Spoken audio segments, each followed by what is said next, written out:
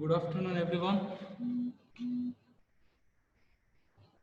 Am I audible to you?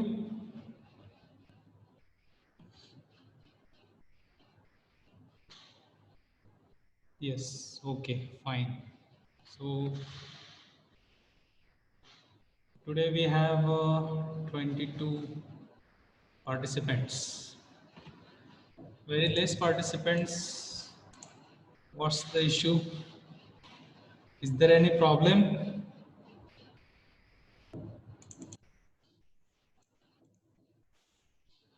Hmm? Okay, fine. Raise some voice. Okay, just wait a minute.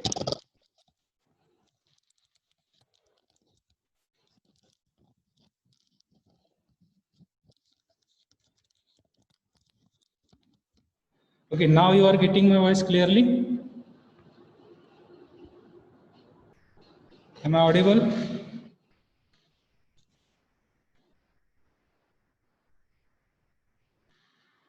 Yes. Okay, fine.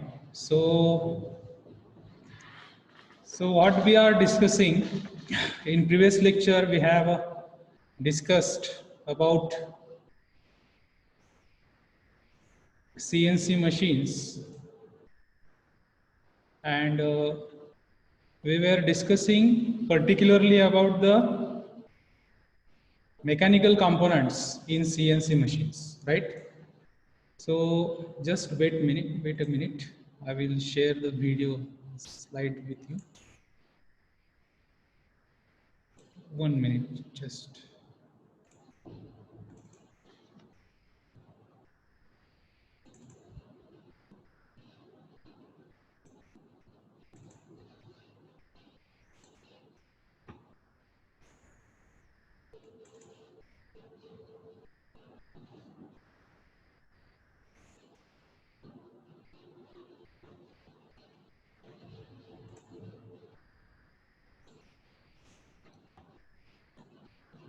Okay, just wait a minute. I will share the video also.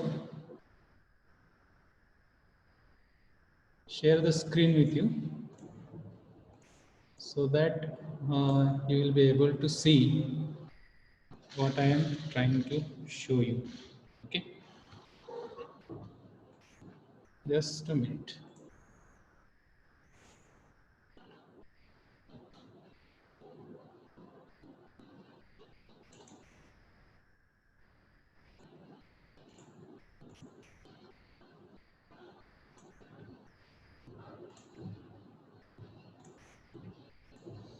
Okay, now is it visible to you?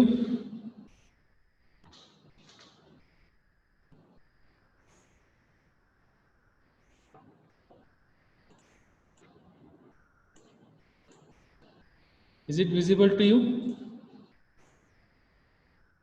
Yes, fine. So, so we have discussed in last lecture about the guideways. We are actually discussing mechanical components or parts.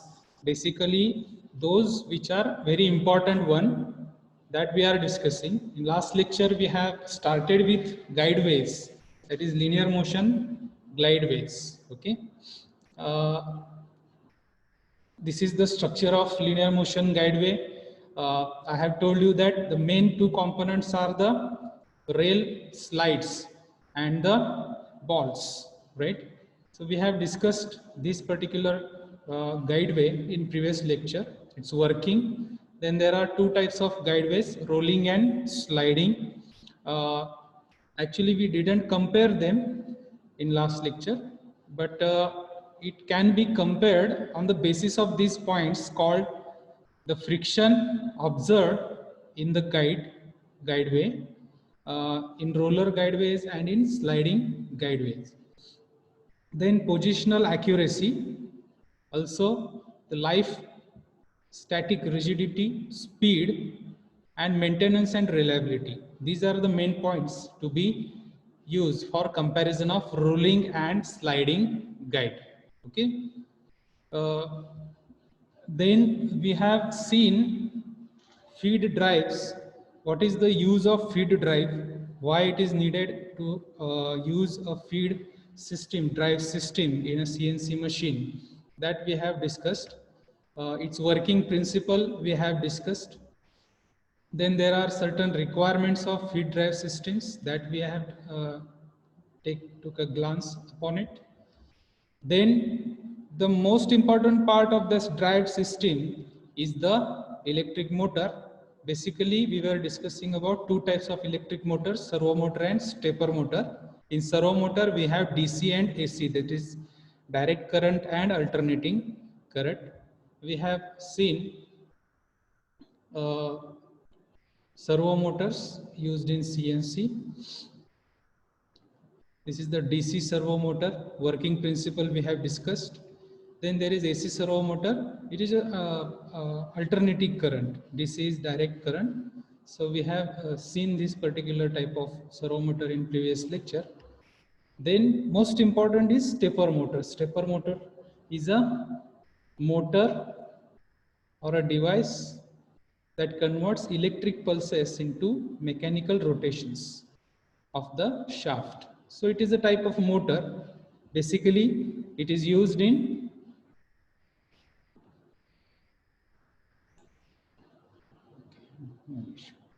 so if you have any problem or feedback or technical problem, just put on in the this chat. Okay.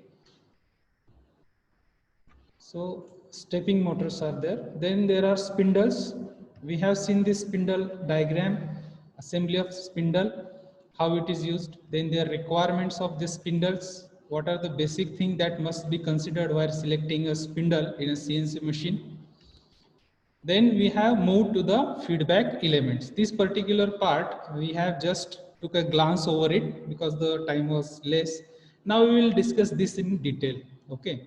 So basically, feedback elements are nothing but the elements or components, those which are used for taking a feedback and continuing the process.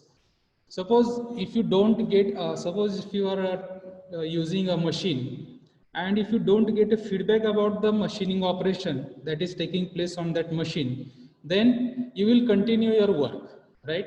So if you don't get the feedback, you will continue your work and the work may or may not be as per the requirements. That is the issue.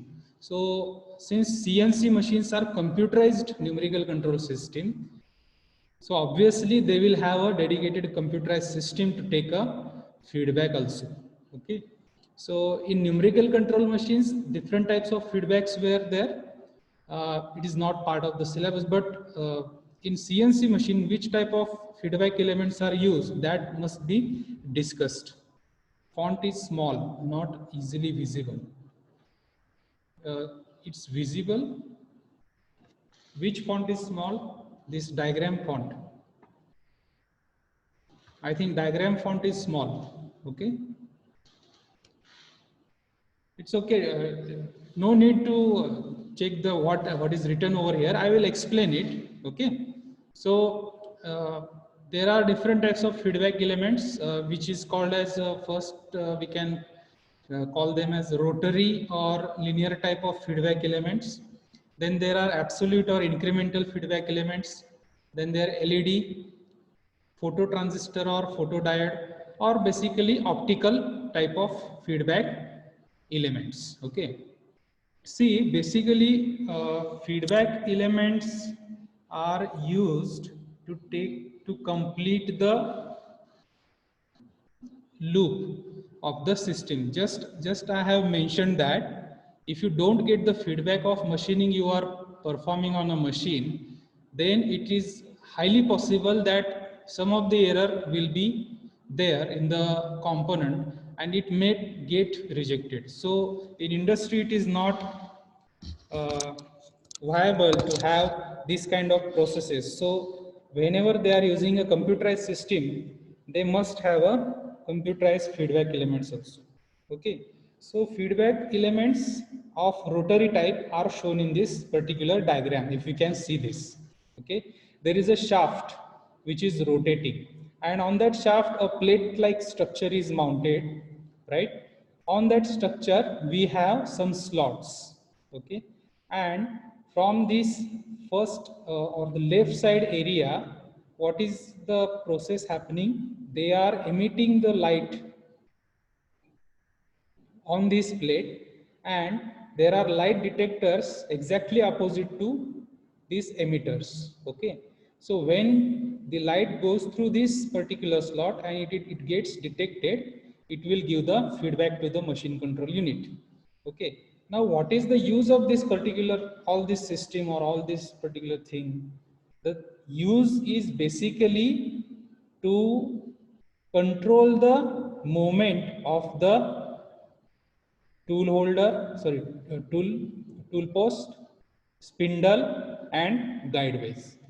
These three things are there, which are very much of importance in a CNC machine, and they must have a very accurate or precise control over these three things, right? So if it is needed to be precisely moved, accurately moved from one point to another point, they must have this precise type of feedback elements, okay. So I will show you another diagram. This is one type of rotary type of thing. This is absolute encoder. Encoder is nothing but the same thing. It is basically used for the uh, feedback system. Okay. Now there are two types of basic encoders. They are called as absolute encoder, as you can see in the diagram, and there is a incremental encoder. Now absolute encoder has scales or wheels, okay. Now in this case we have a wheel with marking or variations for the scanning mechanism to read, okay. They are having some markings over here, and each marking has particular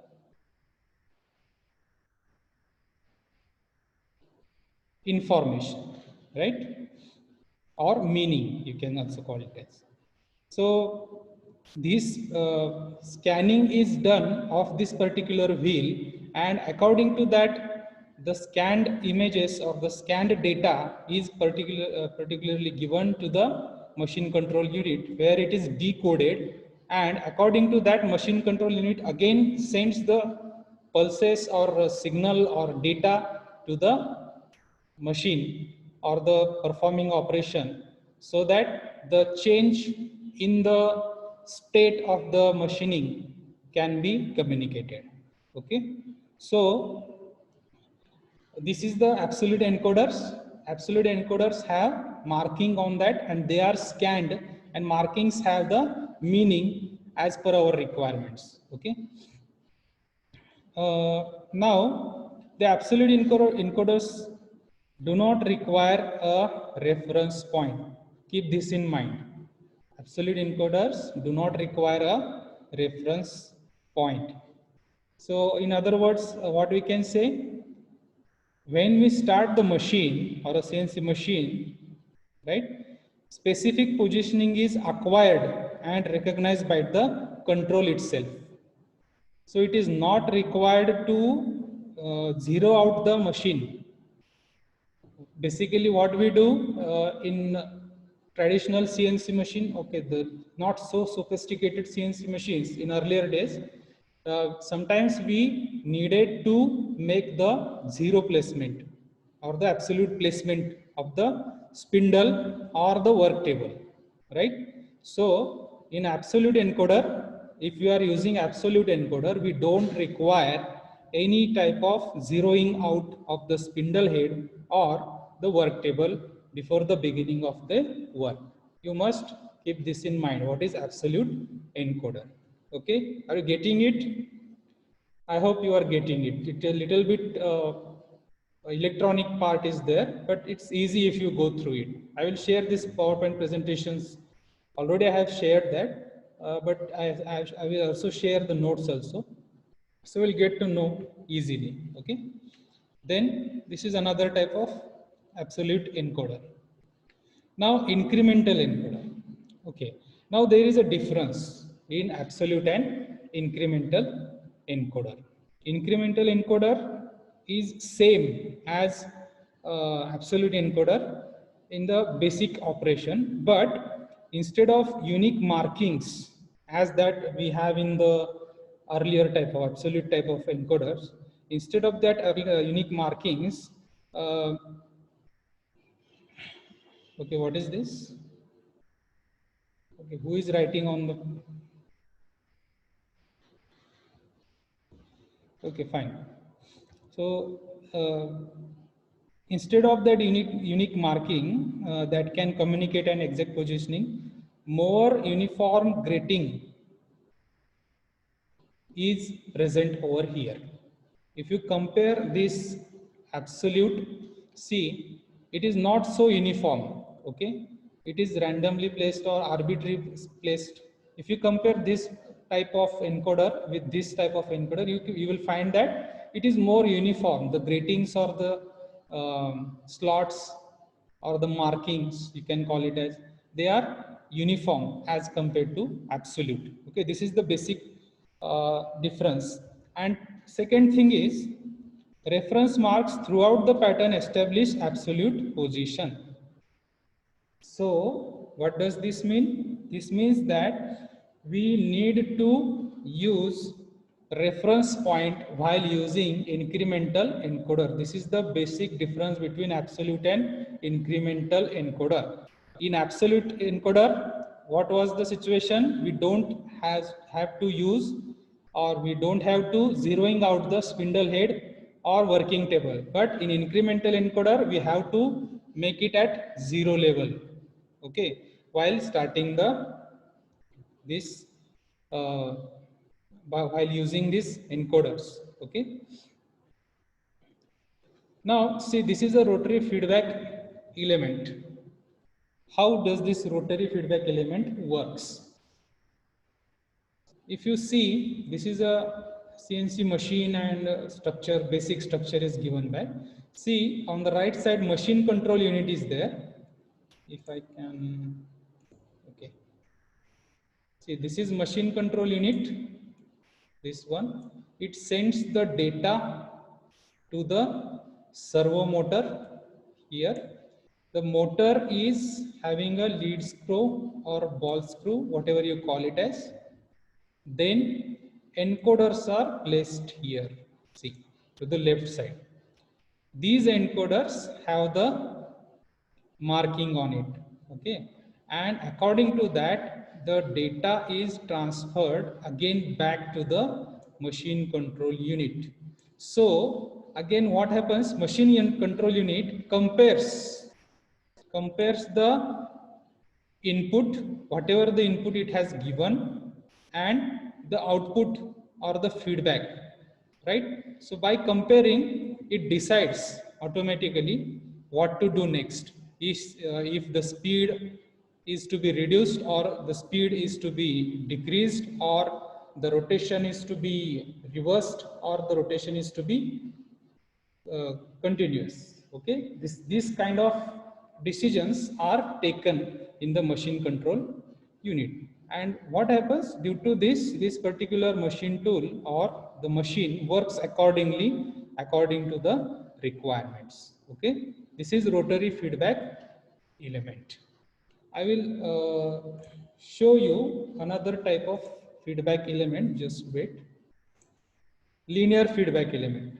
Okay, see, this is the linear feedback element. What is the difference between rotary and linear? You can see that there is a machine control unit over here. It is sending the data to the servo motor.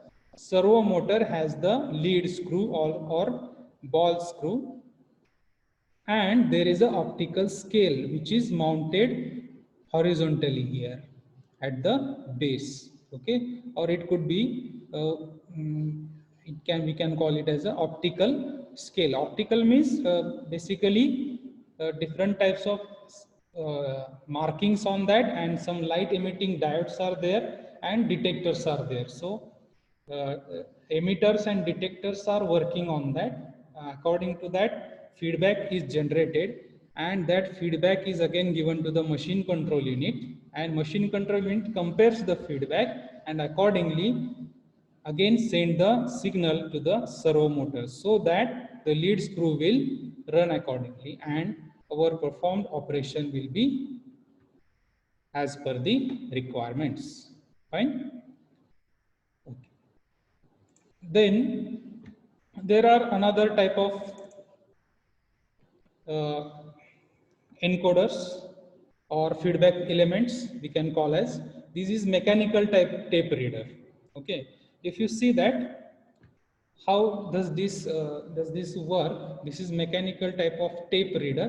This is a punched tape as we have discussed in the, where we have discussed it in the numerical control systems. Okay, this is having some punchings.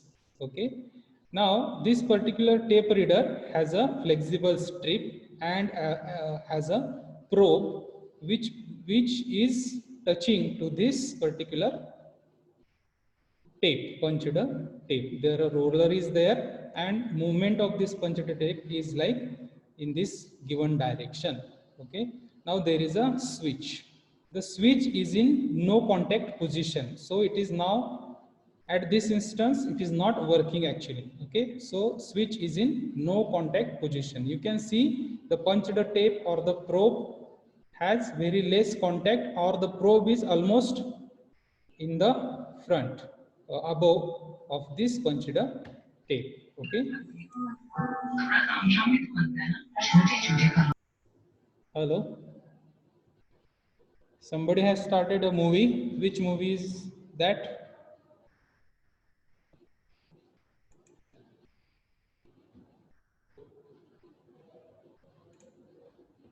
Okay, now what happens when the switch is in contact position? The switch is in contact position, the probe gets inserted into the punched tape and according to that it gives the feedback to the system. Okay, so this is a mechanical tape reader. Now see, this is the optical tape reader setup. This is the light source. This is a punched tape. Okay, there are punched holes and there is a photosensitive or photoelectric cell beneath this punched tape. So when light is emitted on that and according to that, when there is a hole comes, the light goes through it and fall on the photosensitive cell, and that photosensitive cell, what does it do? It shows the feedback to the control unit. This is a photoelectric for this is an optical type of tape reader system used for feedback. Okay,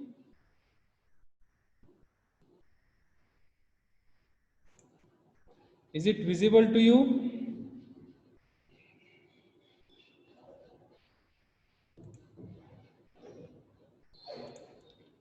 See, this is visible to you.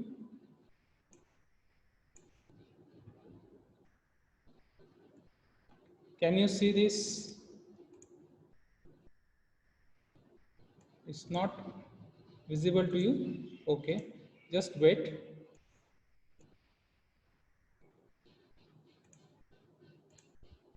Now, is it visible?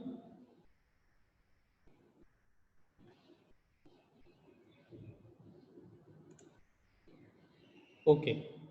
Now, again, see, this is the optical type of tape reader. There is a light source falling on the punched tape. There is a photoelectric cell or photosensitive cell beneath this punched tape. When the light passes through these holes on this cell, the cell emits signals which is given to the machine control unit. This is a perspective view, this is the side view. Okay, optical tape reader system. So according to requirements, the cell or photoelectric cell sends the signal to the machine control unit, and machine control unit acts accordingly. It compares the signal coming and given, and according to that, next signal is passed on. Okay, this is the optical type of tape reader. Now there is a pneumatic tape reader system. This is a basically we can call it as purely mechanical type of tape reader system. Earlier it was were used in industry, but now electronics has been evolved very fastly. So these are obsolete now.